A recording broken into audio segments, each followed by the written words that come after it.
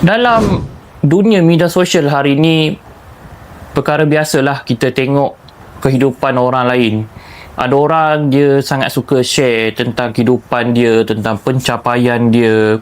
Dan kita kena tahu yang pertama sekali, pencapaian benda-benda yang mereka share ni boleh jadi betul ataupun boleh jadi benda yang dibesar-besarkan padahal benda tu kecil saja.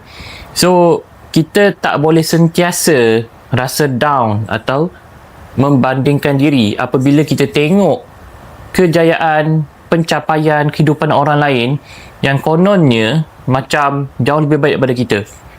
Sebaliknya, kita cuba fokus kepada perjalanan kita sendiri.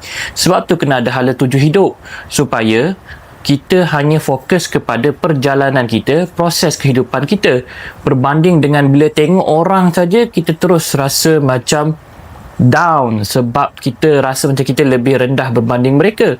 Kita tak tahu apa cabaran, apa kepayahan yang mereka hadapi, ataupun sebenarnya apa yang kita nampak tu cumalah konon-konon ataupun kepalsuan semata-mata. So, ingat, fokus kepada diri sendiri, bangunkan diri, bandingkan diri kita hari ini dengan hari yang sebelumnya, bukannya berbandingkan diri kita dengan orang lain.